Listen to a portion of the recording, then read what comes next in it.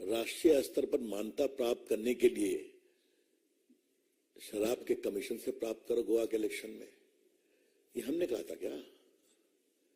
तो गलती करेंगे आप, भ्रष्टाचार करेंगे आप, अपराध करेंगे आप, और कार्रवाई होगी तो परेशानी है। ऐसा कैसे चलेगा भाई? ये आज इसलिए बताना जरूरी है कि अरविंद केजरीवाल और उनकी पार्टी, मनीष सिसोदिया, संजय सिंह, सभी बार बार कहते थे कि पूरा ये मामला बिल्कुल फर्जी है। कहा था ना? फरवरी से मनीष सिसोदिया जी जेल में, उनका बेल रिजेक्ट किया लोअर कोर्ट ने, बेल रिजेक्ट किया हाई कोर्ट ने, अब सुप्रीम कोर्ट ने रिजेक्ट किया।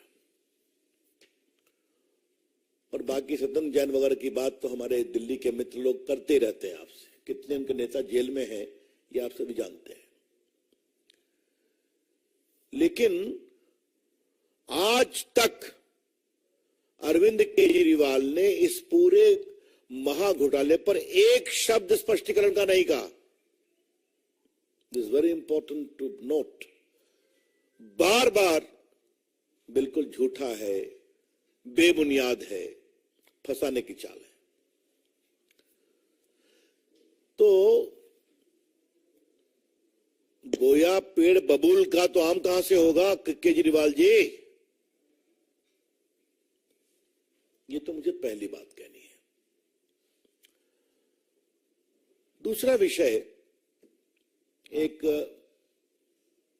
राजनीति में और लोकतंत्र में रिकॉल वैल्यू होता है। तो आज थोड़ा रिकॉल वैल्यू बताना जरूरी है कि ये पूरा स्कैम था क्या। आप सभी जानते हैं, लेकिन मैं आपके माध्यम से देश को रिकॉल करा रहा हूं। एक नई एक्साइज पॉलिसी बने, इसके लिए ग्रुप ऑफ मिनिस्टर्स बैठा, उसके हेड थे मनीष सिसोदिया जी। उसमें फिर कई चर्चा हुई, बाकी हुई। इसी बीच में दक्षिण भारतीय लॉबी की एंट्री होती है और वो एक मिडिल मैन के थ्रू संपर्क करते हैं, और जब कुछ गड़बड़ी होती है, संदेह होता है, तो विषय अरविंद केजरीवाल के पास पहुंचता है। अरविंद केजरीवाल जी कहते हैं, this middle man is my man, उससे बात करो। और ये बात मैं ऐसे ही नहीं कह रहा हूं, आज के अखबारों में सारा विस्तार से छपा है। आज के अखबार में मैं लेकर के आया हूं, इसलिए मैं कोई उड़ती फिरती बात नहीं कह रहा हूं।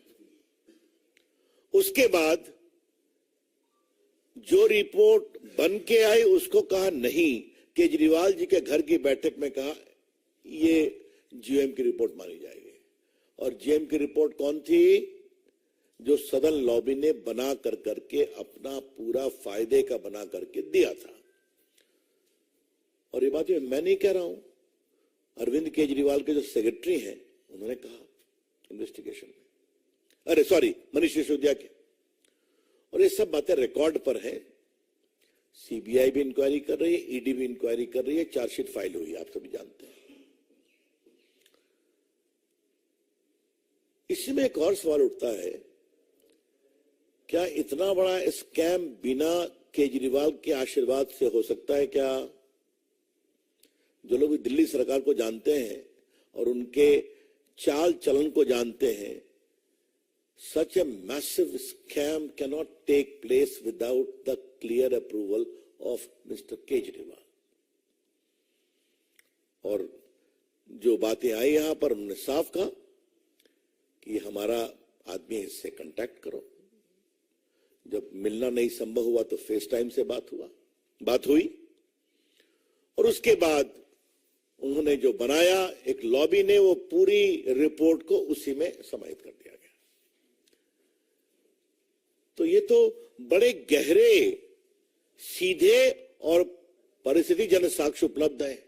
लॉ में कहते हैं direct evidence and very suspicious circumstantial evidence. तो ये दोनों उपलब्ध हैं।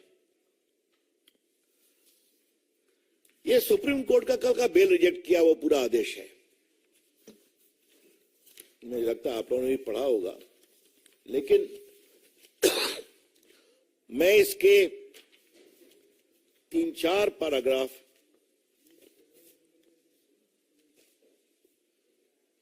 पढ़ रहा हूं. Vijay Nair and the members of the liquor group had meetings on different dates, including on 16/3/21, and had prepared the new excise policy, which was handed over to Vijay Nair. Thereupon, the commission fee, which was earlier fixed at minimum of 5%, was enhanced to fixed fee of 12% payable to wholesale distributors. The appellant Manish Sisodiya was aware that three legal manufacturers have 85% share in liquor market. सब मैं supreme court से coat कर रहा हूं. और उसके बाद the excess amount of 7% commission fee earned by the wholesale distributor of rupees 338 crores only constitute an offence under section 7 of the Prevention of Corruption Act relating to public servant bribed. This amount was earned by the wholesale distributors in a span of 10 months. This figure cannot be disputed or challenged. मैं फिर कह रहा हूं, ये supreme court का कहना है. This figure cannot be disputed or challenged. Thus, the new excise policy was meant to give windfall gains to select few wholesale distributors who in turn had agreed to give kickbacks and bribes. तो supreme court को पढ़ा ना कि उनको 5% का सीधा 12% किया गया, 7% एक्सा लगभग 338 करोड़ हुआ. ये जो उनको विंडफॉल गेन हुआ, ये पूरे किकबैक्स और ब्राइब के लिए यूज हुआ. तो फिर 10 महीने में इसको हटा क्यों दिया? जब लेफ्टिनेंट गवर्नर साहब ने कहा कि इसकी इंक्वायरी कराएंगे, क्योंकि सारे पदाधिकारी बड़े अचंभित थे कि हो क्या रहा है, ये तो हम लोग की गर्दन न Peggy. They had told the governor and the chief secretary कि इसमें गड़बड़ी बहुत है. इसी के साथ एक दूसरी बहुत महत्वपूर्ण बात है, अगर ये इतना ही बढ़िया नियम था तो इसको 10 महीने में क्यों स्क्रैप कर दिया? वाई? अगर आप ठीक हैं तो होना चाहिए था, तो आपने इस पूरे नियम को स्क्रैप क्यों कर दिया? अब देखिए, जो मनीष सिसोदिया के सेक्रेटरी हैं, उन्होंने क्या कहा, ये भी सुप्रीम कोर्ट का पार्ट है.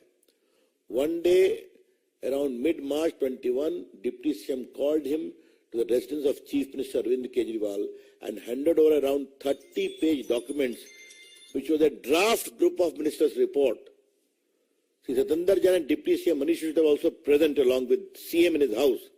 Deputy CM told that this is the base document on which the final GOM report is to be made over. तो जो आपने काम किया खत्म करिए, जो कानूनी राय लिया खत्म करिए, यही रिपोर्ट है, इसी को फाइनलाइज करिए. रिपोर्ट कहां से आई?